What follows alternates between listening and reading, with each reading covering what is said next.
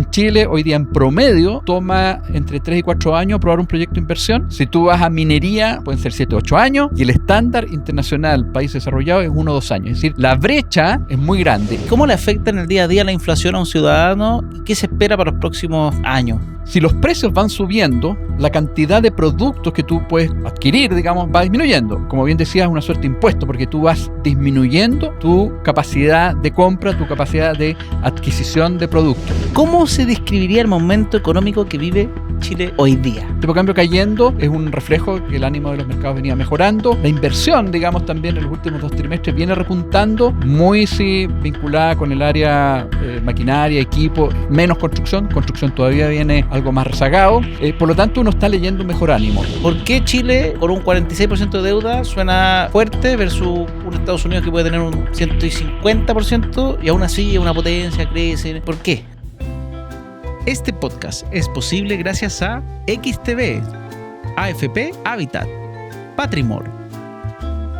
Buenos días, ¿cómo están? Bienvenidos a un nuevo capítulo de Comperas y Finanzas. Y hoy día estamos en la senda económica.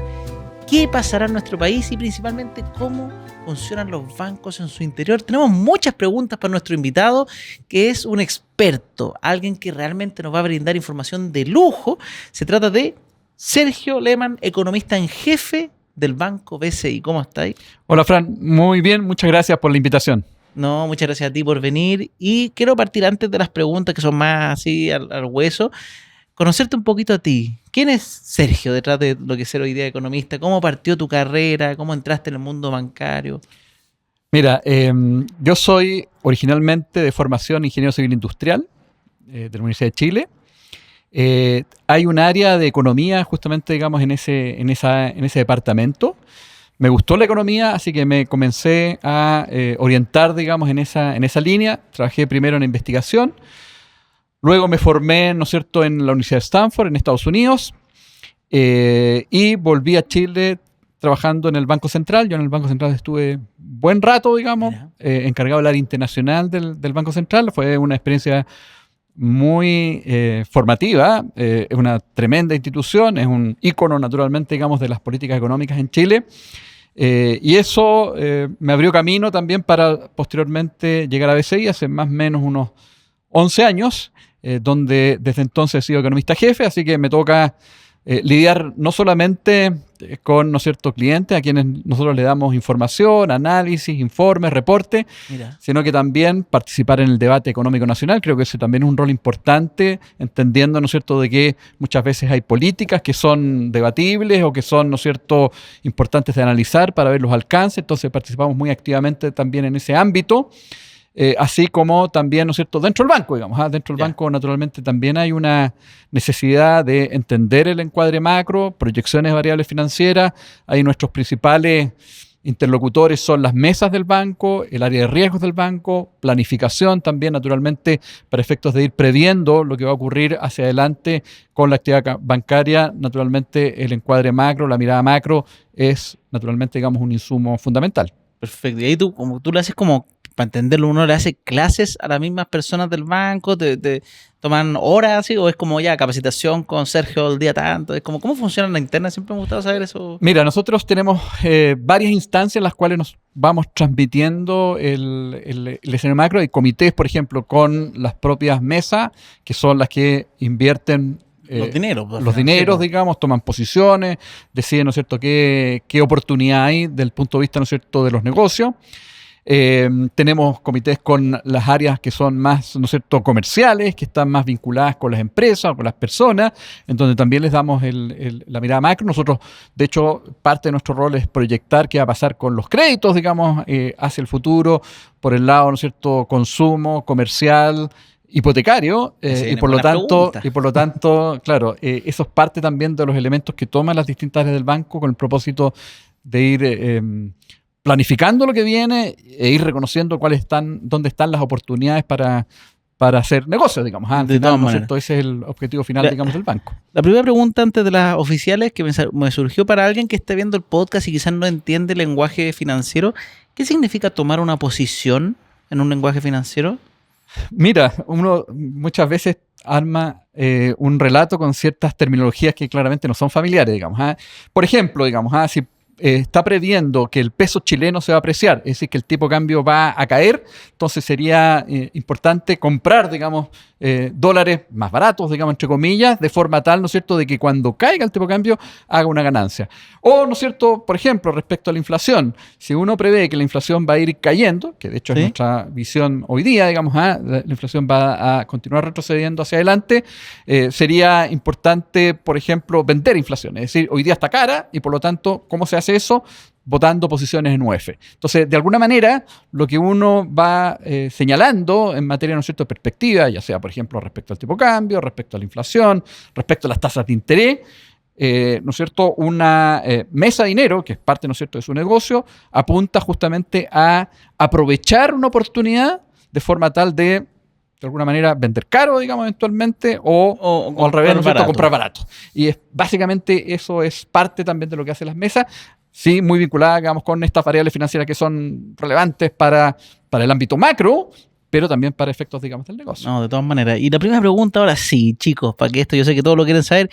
¿Cómo se describiría el momento económico que vive Chile hoy día? Estamos justo a un día pasado de las elecciones grabando, esto va a salir un poquito más adelante, pero ¿cuál es el diagnóstico económico de Chile para los próximos años? Que, por ejemplo, a ti te tocó justo hoy día hablar de eso con todo el equipo, con todos los clientes del banco.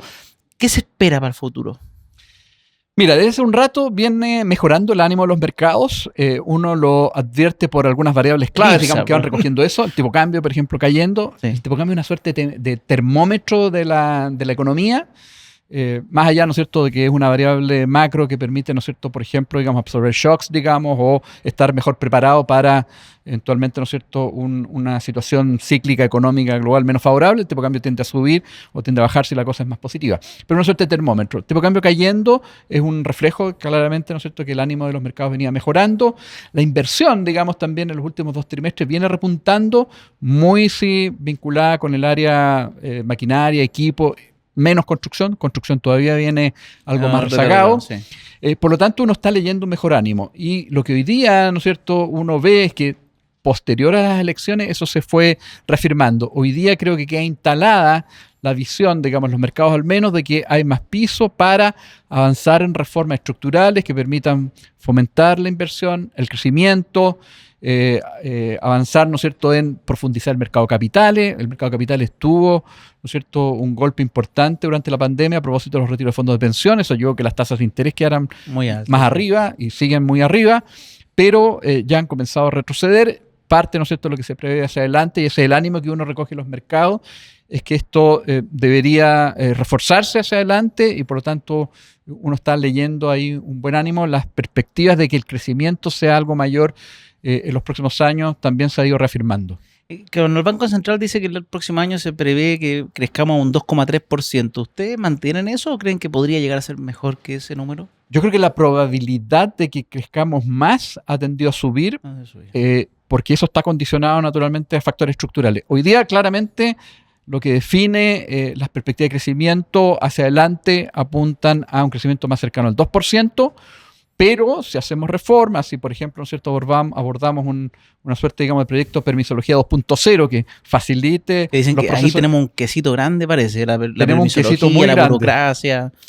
Lamentablemente, eso es un problema que sigue instalado. Se hizo algún avance, ¿no es cierto?, un proyecto que se aprobó hace un par de meses atrás, pero muy insuficiente. Para ponértelo en fácil, en Chile, hoy día en promedio, toma entre 3 y 4 años aprobar un proyecto de inversión. Si tú vas a minería, pueden ser 7 o 8 años. Si estás mirando el sector energético, pueden ser también 7 o 8 años. Y el estándar internacional, país desarrollado, es 1 o 2 años. Es decir, la brecha es muy grande. Sí. Y eso te da menos espacio de ser competitivo. Porque una empresa, digamos, ¿no es cierto?, internacional, que tiene interés en desarrollar algún proyecto en el área que tú quieras. No, perder 8 años. Va a demorar, claro, tanto tiempo. Eso es costoso, digamos, y por lo tanto, naturalmente, digamos, a preferir aquellos mercados en donde hay mayor facilidad, digamos, para emprender o desarrollar, digamos, negocios. Y eso es un dolor que todavía está presente. y que creo que debería ser un desafío importante hacia adelante para poder hacer de nuestro país un país más competitivo. ¿Y cuáles son para ti los motores que podrían mover la aguja, aparte de destrabar? ¿Hay otros motores económicos que puedan ayudar a fomentar, en el fondo, que se crezca? Cuando uno típico que sueña volver a crecer al 5%, desde el punto de vista de mirada más bancario o economista, ¿hay algunos switch que uno dice, oye, estas cosas si se hicieran podrían ayudar a...? Mira, yo creo que hay que tener, ¿no es cierto?, bien presente que Chile tiene enormes oportunidades, digamos. Tenemos riqueza en el ámbito, en el sector de la minería, tenemos un potencial energético gigante, digamos. Hoy día tenemos la posibilidad de potencialmente desarrollar energía a un costo más bajo del mundo, digamos, a través, ¿no es cierto?, de la energía eólica en el sur y a través de la energía solar, fundamentalmente, ¿no es cierto?, en el norte. Tenemos oportunidades. Tenemos además las posibilidades de que, por ejemplo, digamos, la inteligencia artificial, las nuevas tecnologías permitirían, ¿no es cierto?, ser más productivos, digamos. Ahí tenemos una oportunidad importante, pero para efectos de avanzar en esa línea hay que educar, ¿no es cierto?, especialmente desde el colegio a los jóvenes, a los niños, de forma tal, ¿no es cierto?, de que utilicen las nuevas tecnologías, la inteligencia artificial, de forma no como un fin final, sino como un input para, por ejemplo, hacer más eficiente proceso, lograr, ¿no es cierto?, llegar, digamos, con nuestros productos de manera más eficiente, ser mucho más, ¿no es cierto?, cercanos con los consumidores, con nuestro cliente final. Por lo tanto, eso podría también dar un impulso importante, digamos, a nuestra economía, pero eso requiere también que a nivel de las empresas también se forme a los trabajadores, digamos, con esas herramientas. Ahí tenemos un potencial importante y todavía estamos bien atrasados. Es cierto que hay algunos ejemplos, ¿no es cierto?, muy exitosos de uso de esas nuevas tecnologías, digamos, pero de una mirada más general, más país, todavía estamos bastante atrasados, digamos, y ahí tenemos probablemente un desafío importante desde el punto de vista de formación educacional, digamos, en las universidades y en los colegios, de forma tal, ¿no es cierto?, de aprovechar mejor esas potencialidades. Tenemos buena institucionalidad en Chile, tenemos, ¿no es cierto?, una política económica que funciona bien, tenemos un Banco Central, ¿no es cierto?, que probablemente es un ejemplo a nivel si uno mundial, mira seguro. a nivel mundial, digamos. Tenemos una política fiscal que ha tenido una tradición responsable. Es cierto, nos hemos desordenado un poquito en los últimos años, pero creemos que eso sigue siendo, ¿no es cierto?, un pilar de la economía chilena. Es decir, hay una serie, digamos, de elementos de que efectivamente hoy día en Chile disponemos y que los ocupamos de la manera correcta, si aprovechamos bien nuestras potencialidades, tenemos la posibilidad de volver a crecer mucho más y volver a soñar con ser un país desarrollado, digamos. Hoy día ese sueño como que se perdió un poco. Ese sueño, lamentablemente, hoy día está un poquito rezagado y lo digo también en simple. Hoy día la capacidad de crecimiento de la economía chilena es 2% más o menos, bajo las actuales condiciones. En el mundo desarrollado, Estados Unidos más o menos 2%, en el caso de Europa ligeramente bajo 2%, pero parecido a eso. ¿Eso qué significa? Que la brecha en materia, ¿no es cierto?, de nivel de producto de Chile o ingreso de Chile respecto al mundo desarrollado no se cierra. Y por lo tanto, si queremos efectivamente volver a soñar con ser un país desarrollado, tenemos que crecer al menos en torno al 3%. De todas maneras. O sea, hay que crecer más y uno empieza a descansar el crecimiento cuando ya está grande. Hoy día todavía no somos grandes y crecemos como grandes. Efectivamente, yo creo que tenemos ahí un desafío grandote y eso requiere, naturalmente, digamos, avanzar en algunas reformas que son claves para poder alcanzar ese propósito. Ahorra en una APB y disfruta de sus beneficios. Régimen A, por ejemplo. Si ahorras en una APB en el régimen A, podrías recibir una bonificación de hasta más o menos 417.000 pesos. Y en el régimen B, al ahorrar, podrías reducir de tu base imponible para el cálculo de tu impuesto a la renta en más o menos 23.700.000 pesos. Es mucha plata, 600 UF el tope. Pero recuerda que tienes hasta el 31 de diciembre para cumplir con los requisitos según tu régimen de APB. Así que contrata tu APB o realiza un depósito directo en afphabitat.cl. Sabemos que trabajas duro por tu dinero. Pero, ¿tu dinero está trabajando para ti? XTB cuenta con una plataforma regulada en Chile, a donde puedes acceder desde tu celular a acciones internacionales y, ojo, sin comisión. XTB, donde tu dinero trabaja para ti.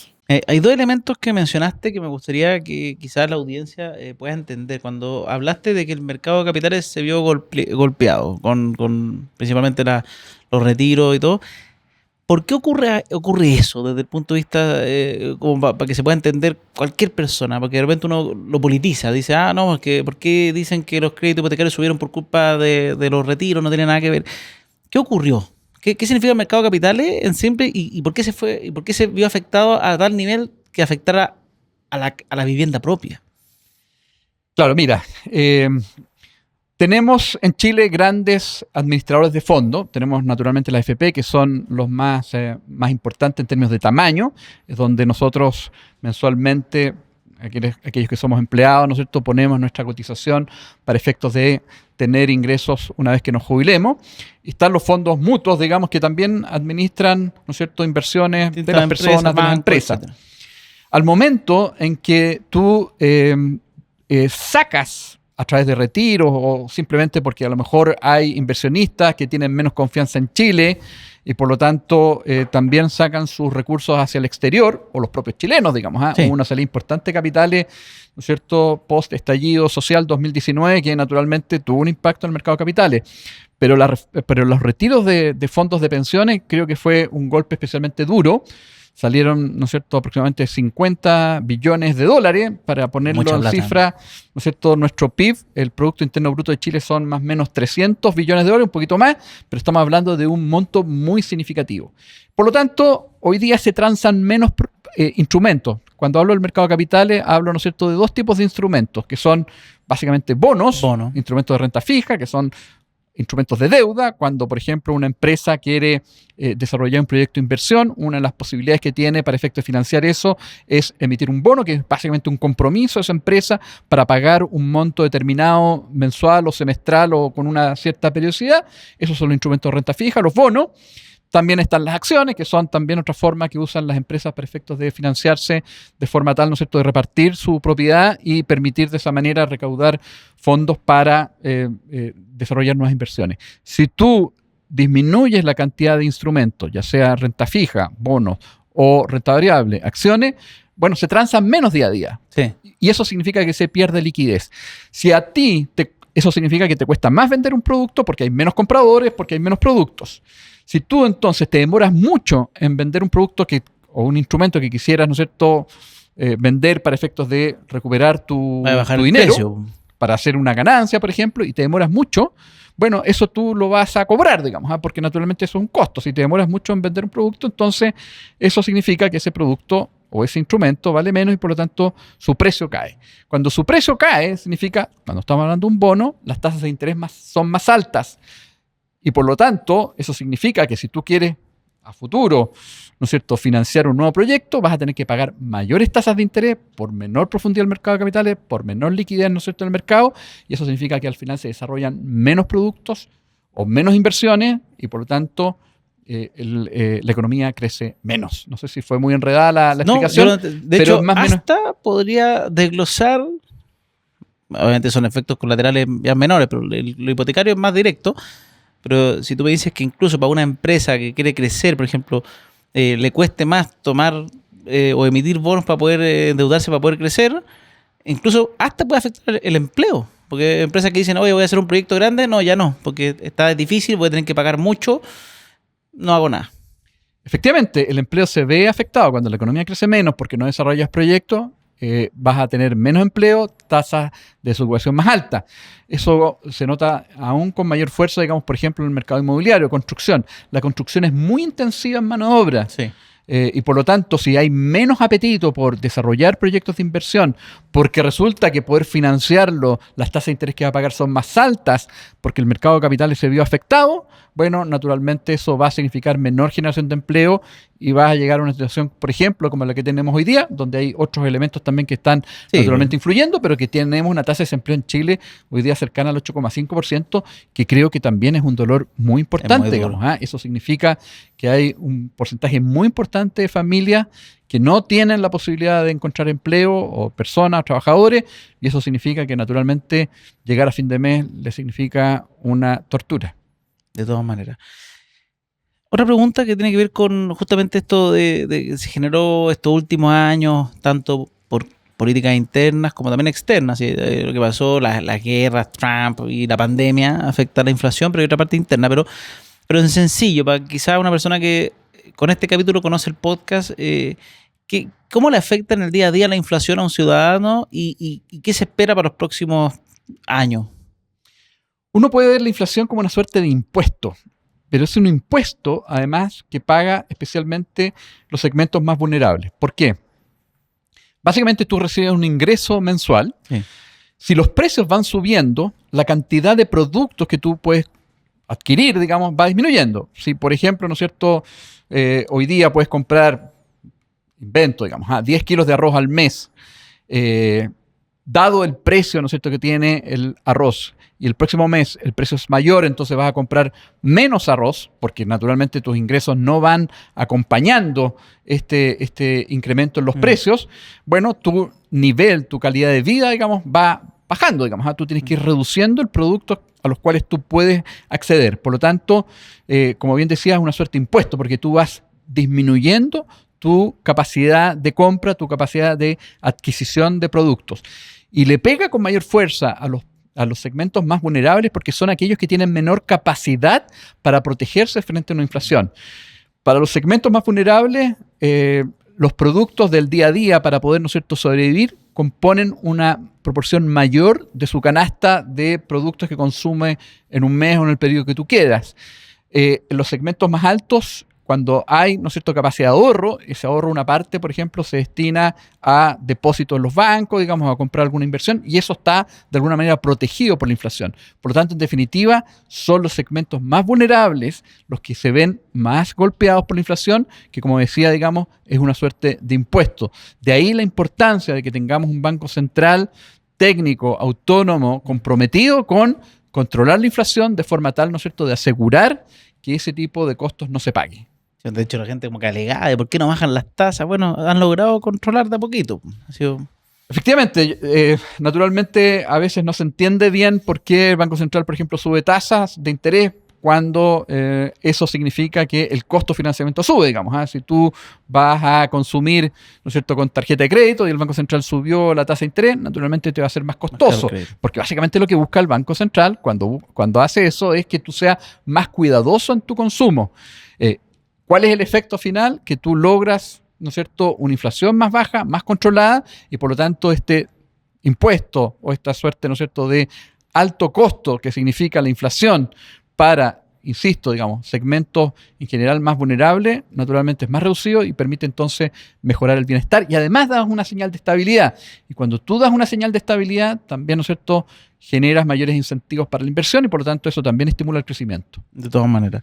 Una pregunta, también fuera del libreto, aquí, ¿cómo un banco, una banca se mete en la inclusión financiera? Que a veces uno como que, yo veo, no sé, por BCI en su minuto sacó con letra grande y siento, no sé si internamente fue un éxito o un fracaso, pero yo desde afuera siento que a veces las personas desconfían de que la institución sea la misma que la que te educa muchas veces. Entonces, ¿cómo lidia un banco en ser el proveedor de los productos financieros donde yo te doy acceso, por ejemplo, a tarjetas, qué sé yo, pero también soy el que te doy tasas de interés moratorio, el que tiene toda esta parte financiera que caen en el endeudamiento muchas veces y que por otro lado quiere educar? ¿Cómo lidian esos dos mundos en un banco con los clientes?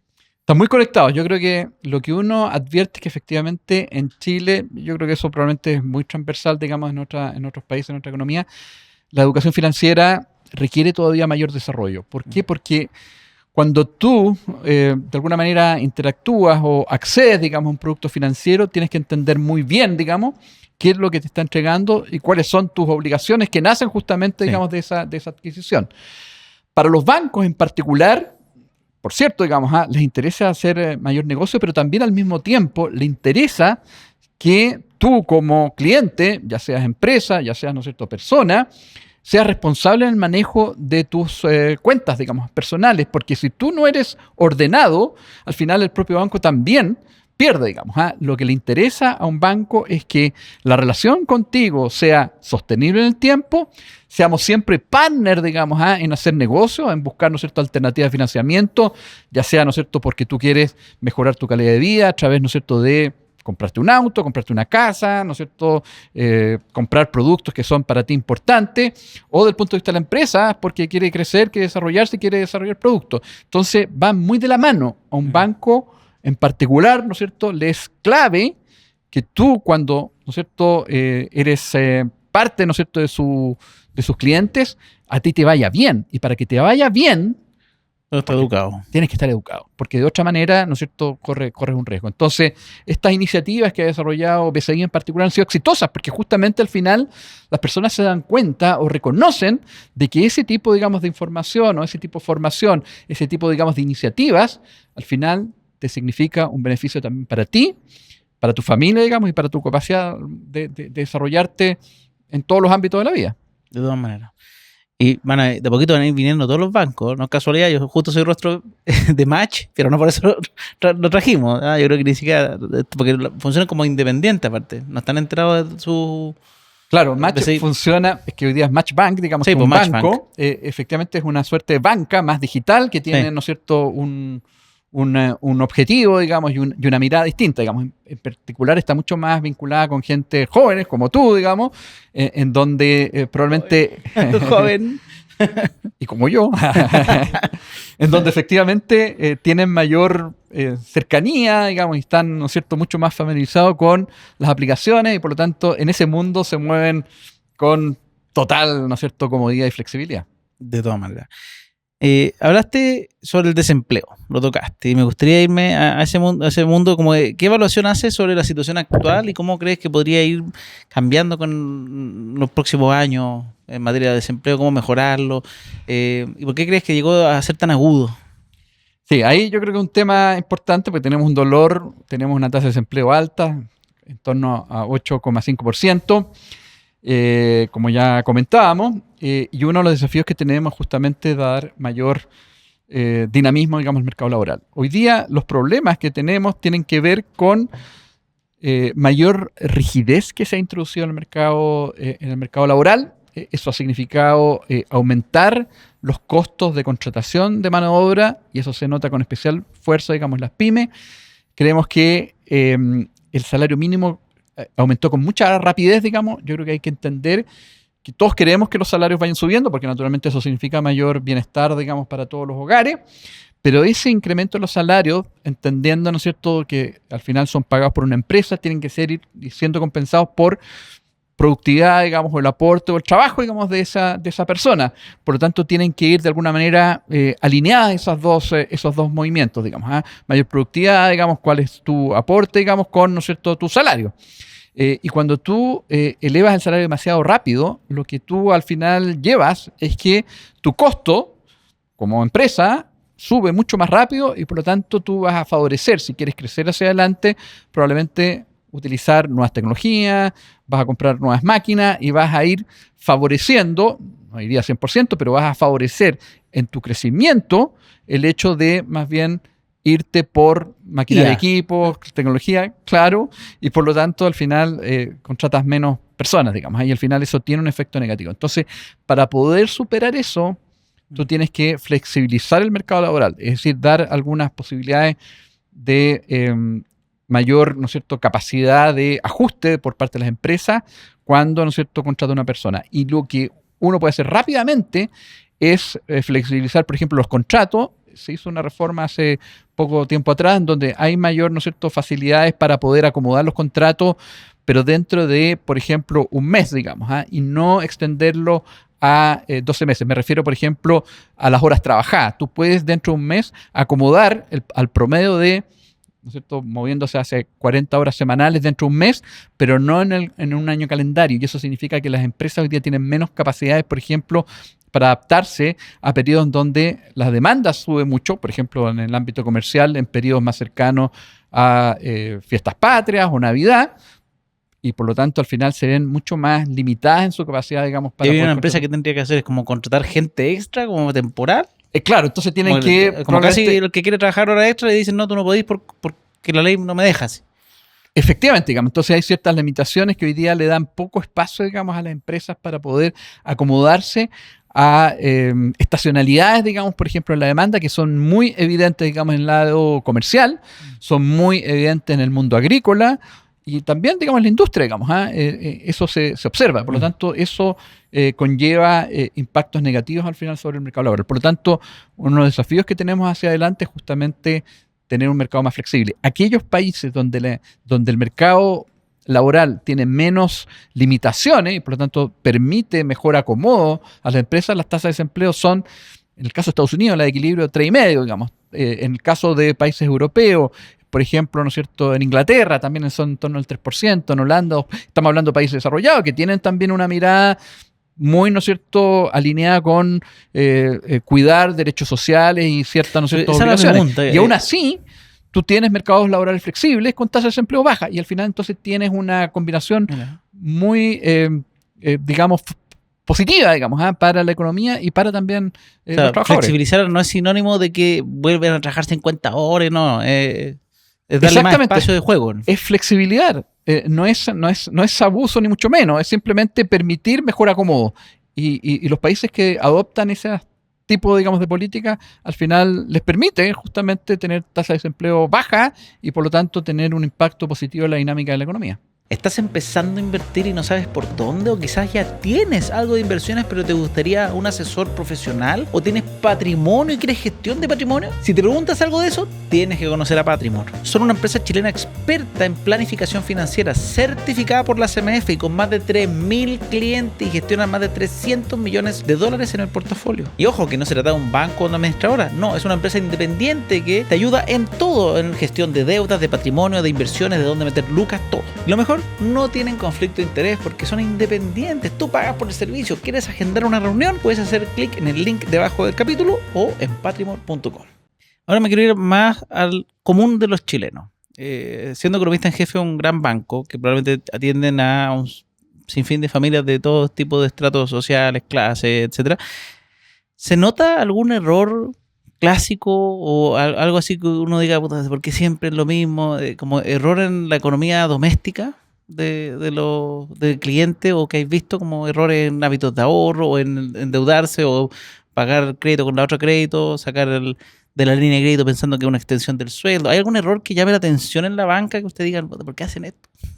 Sí, mira, ahí volvemos al tema de educación financiera. Efectivamente, uno advierte de que hay familias que al momento, por ejemplo, de tomar un crédito, no miden bien las obligaciones que nacen de ese crédito y por lo tanto tienen que tener el cuidado de que los ingresos, ¿no es cierto?, que están previendo hacia el futuro sean suficientes para, ¿no es cierto?, cubrir, digamos, ese crédito y que ojalá no supere el costo asociado a ese crédito, digamos, las tasas de intereses más las amortizaciones, digamos, del orden del 20% de sus ingresos, porque de otra manera, lo que muestra la evidencia, un poco, ¿no es cierto?, a propósito de tu pregunta y cómo las familias enfrentan, por ejemplo, cuando esos costos son muy altos, buscan, ¿no es cierto?, financiarse a través de otro canal y al final eso les va generando, digamos, una bola que al final se torna inmanejable. De ahí la importancia de ser muy cuidadoso. Creo que cuando una familia toma un crédito tiene que tener, ¿no es cierto?,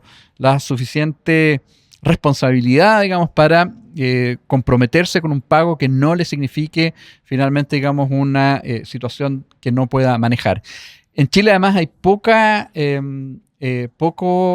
apetito por ahorro o poca cultura del ahorro. Y yo creo que en Chile nos hace falta también que en esa misma línea de buscar, ¿no es cierto?, responsabilidad y sostenibilidad hacia adelante, tengamos, ¿no es cierto?, claro de que meter la plata en el chanchito, una parte, ¿no es cierto?, de estos ingresos los vayas cuidando, digamos, y seas suficientemente responsable para que frente a una eventualidad puedas recurrir a eso, o simplemente para acumular, ¿no es cierto?, ahorros suficientes para comprar tu vivienda, o para comprar tu auto soñado, o para, ¿no es cierto?, mejorar, ¿no es cierto?, tus equipamientos en tu casa.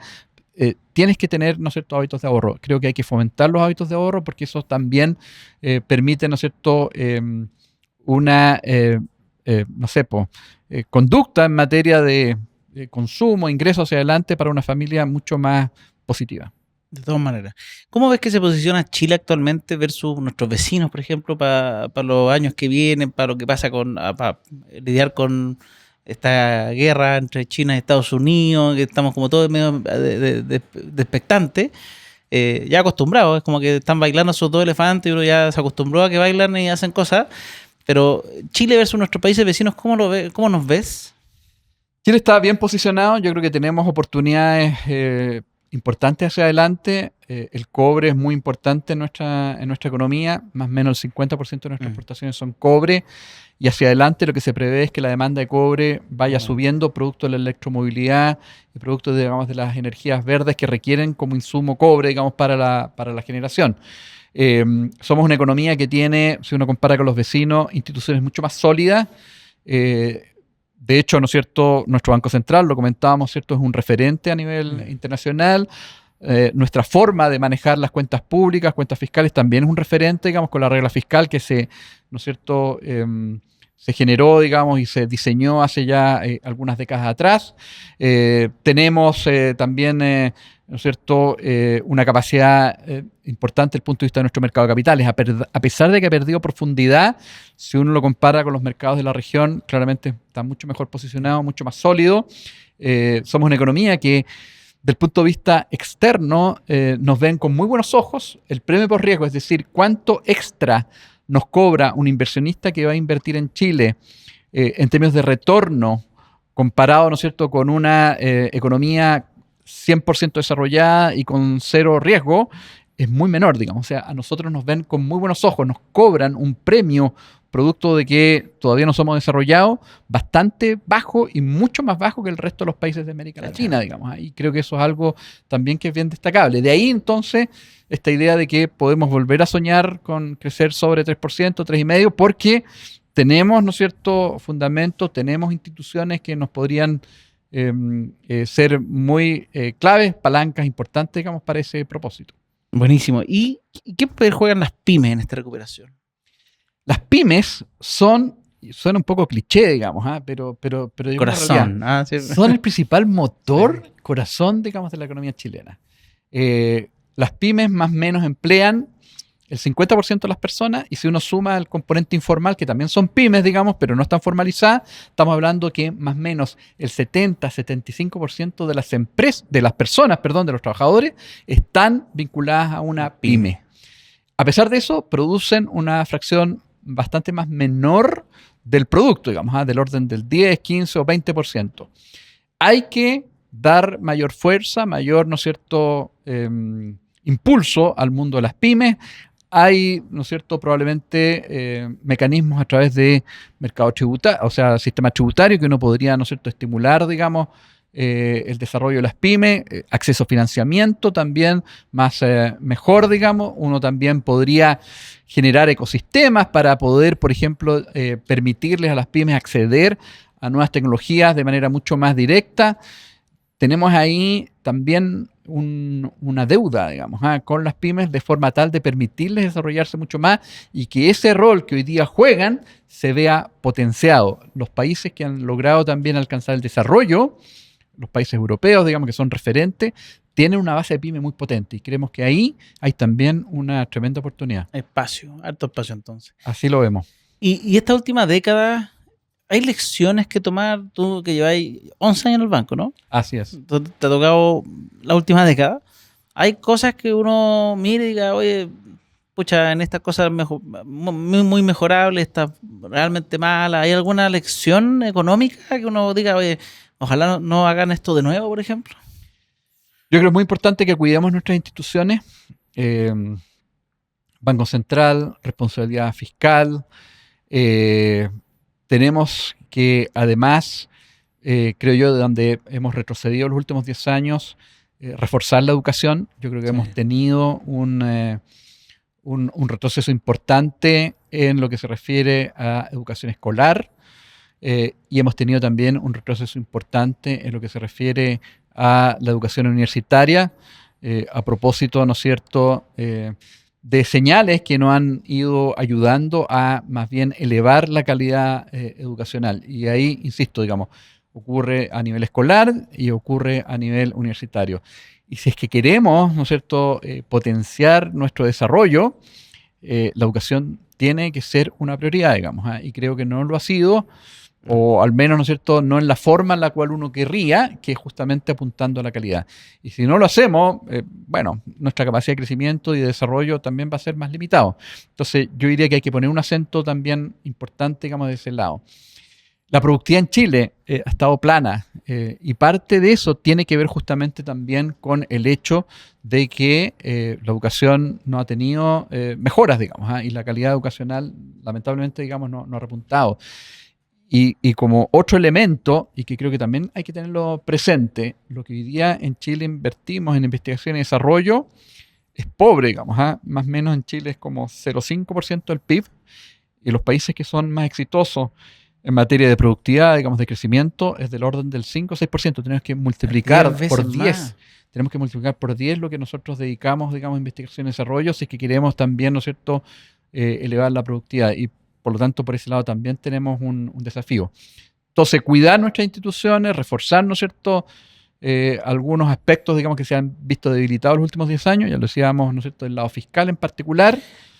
¿Cómo qué ejemplo para entender una política fiscal que había sido rigurosa y casi que mirada de buenos ojos en otros países y tú me dijiste que se desordenó? ¿En qué se desordenó? Para entender también un poquito cuando dicen, no, que se desordenó una política que se mantenía haciendo bien hace años.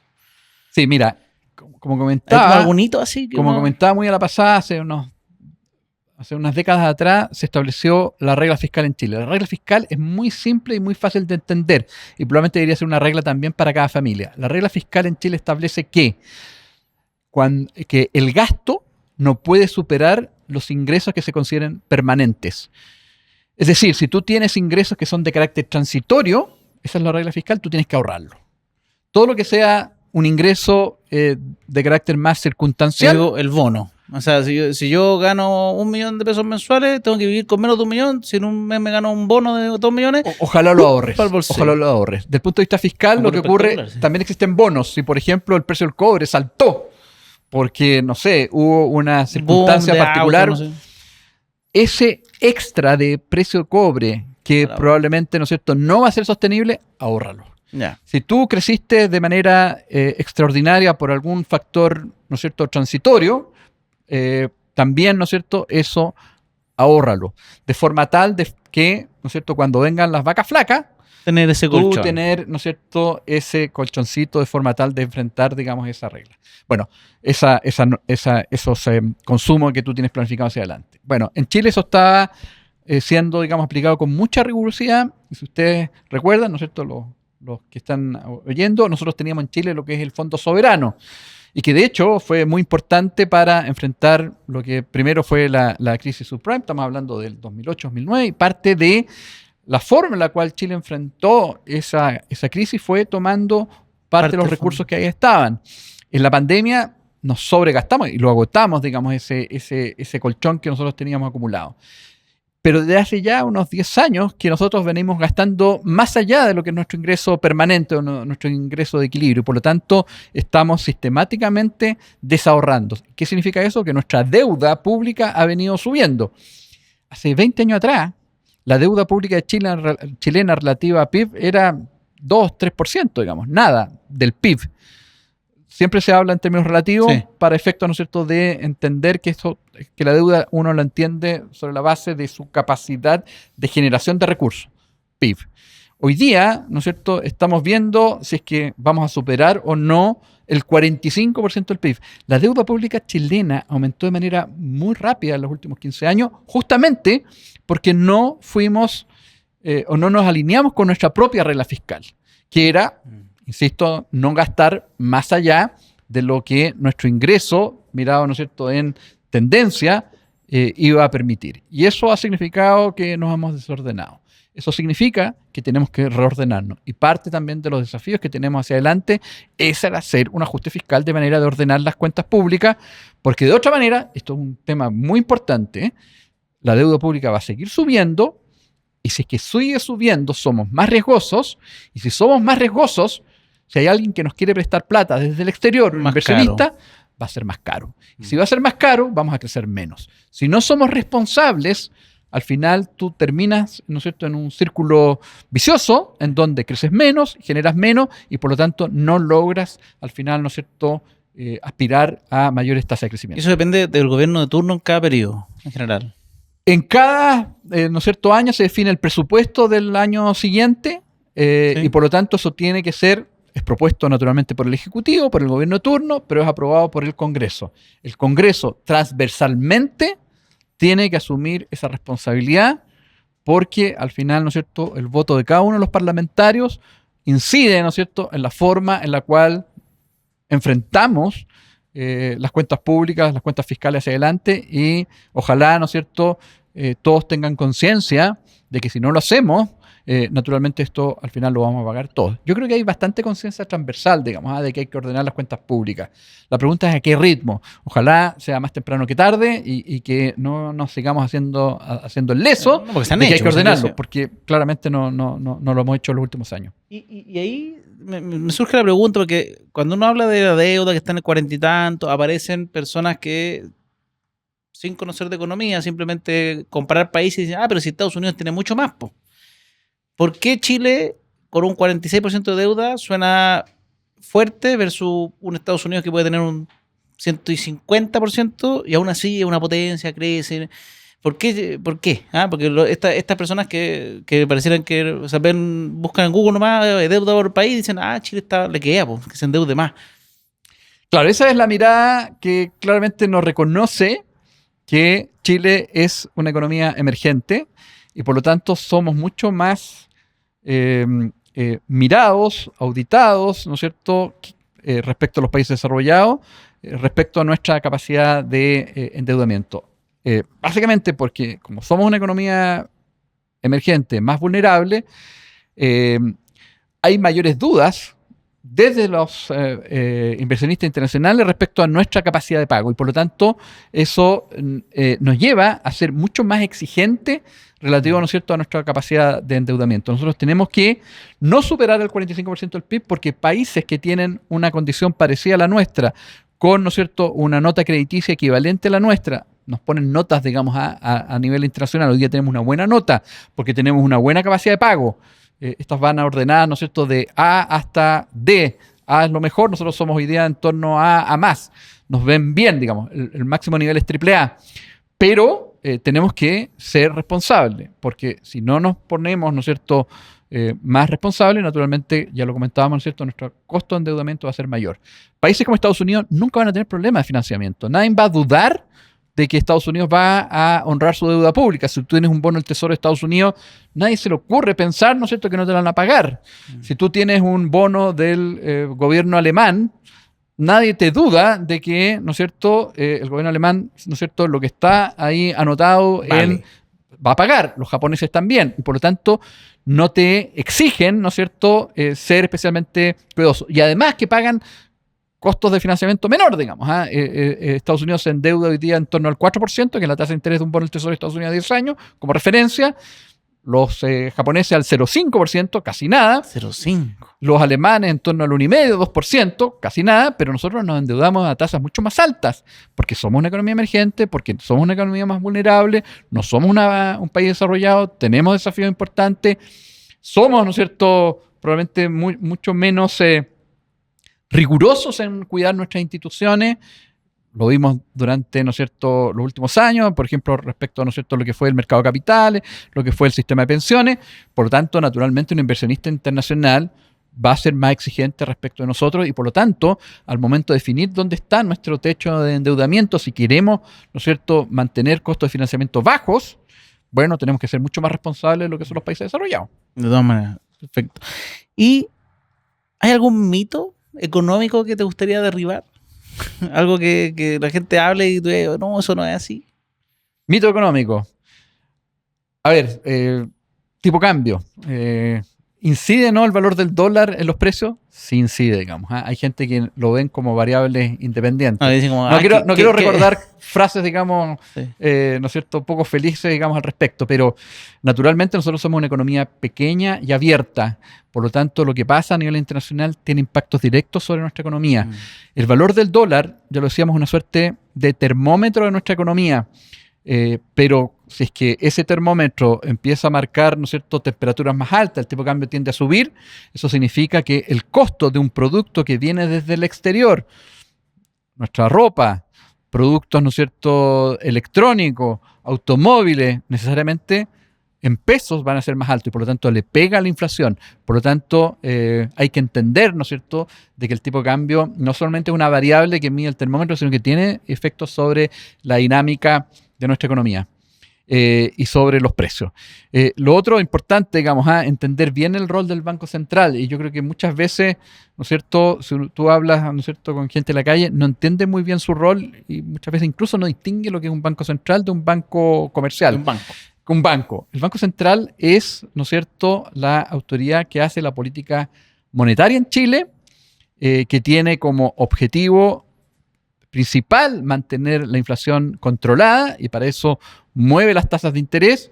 Por lo tanto, no es a discreción. Creo que es importante, ¿no es cierto?, eso lo comentábamos, ¿no es cierto?, hace algún rato atrás, de que el Banco Central mueve la tasa con un objetivo, aun cuando eso signifique, ¿no es cierto?, bajar o subir los costos de financiamiento. Y el Banco Central tiene otros dos objetivos que son muy importantes. El otro clave tiene que ver con el sistema de pagos en Chile. El Banco Central no solamente controla la inflación, sino que además se asegura de que, ¿no es cierto?, el sistema de pagos, ¿no es cierto?, a través de tarjetas de crédito, a través de billetes, a través, ¿no es cierto?, de distintos canales, funcione bien. Porque el sistema de pagos al final es como una suerte, digamos, de el sistema circulatorio, digamos, de una persona. Es el que va alimentando las distintas actividades, digamos, los distintos sectores económicos y por lo tanto mantener su funcionamiento de manera fluida es central para que la economía funcione. Y eso es también un rol muy importante, digamos, del Banco Central. Y eso exige regular a los bancos, digamos, a los propios bancos. Cuidamos muy bien, ¿no es cierto?, nuestro negocio, porque naturalmente los bancos son administradores de recursos de terceras personas, de depositantes, digamos. Por lo tanto, también hay que entender de que los bancos también al momento de prestar tienen que resguardar, y por eso muchas veces escucha por qué los bancos no aumentan el crédito, no prestan más, porque resulta que esa plata es fundamentalmente depositantes y por lo tanto los bancos tenemos una obligación con esos depositantes. Bueno, el Banco Central también, ¿no es cierto?, tiene un rol importante en esa dirección, resguardando, digamos, el marco regulatorio para los bancos. Y el tercer objetivo tiene que ver con los pagos externos, evitar crisis de pago, digamos. Es decir, que nosotros siempre tengamos suficientes recursos para enfrentar situaciones complejas, digamos, que puedan darse en el exterior. ¿Y cómo se hace eso? Aumentando o teniendo reservas internacionales. El Banco Central, entonces, además de cuidar, ¿no es cierto?, el sistema de pago a través, ¿no es cierto?, del marco regulatorio para los bancos, además, ¿no es cierto?, de garantizar que la inflación esté controlada, tiene reservas internacionales que son una suerte de colchón de nuestra economía. De emergencia. De emergencia, digamos. Y es un monto importante. El Banco Central hace un rato atrás diseñó un programa para ir aumentando las reservas internacionales, ir apuntando a tener más o menos 60 billones de dólares, que es un monto importante para el tamaño de nuestra economía. ¿Ese fondo es el mismo que se ocupó cuando el dólar se estaba disparando y se pusieron a comprar o vender dólares? ¿Ese mismo? Efectivamente, cuando uno habla de la intervención del Banco Central, justamente lo que apunta al Banco Central es a controlar cuando se produce un desequilibrio que tenga efectos importantes en la dinámica de la economía y cuando no hay fundamentos para que a lo mejor el tipo de cambio se vaya a niveles muy elevados, el Banco Central tiene la facultad de intervenir en el mercado cambiario y de hecho lo ha hecho, es de manera excepcional, pero lo ha hecho un par de veces, 2 o 3 veces en los últimos 10 años, es parte también de su mandato. Perfecto.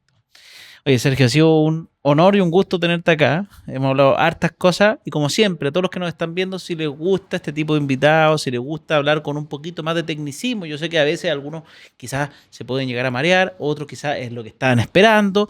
La idea siempre es tener de todo. Ustedes tienen que ir diciéndonos en los comentarios si quieren tener más invitados que vengan de la industria financiera o más emprendedores o personas comunes y corrientes, pero que hablen de finanzas en sencillo.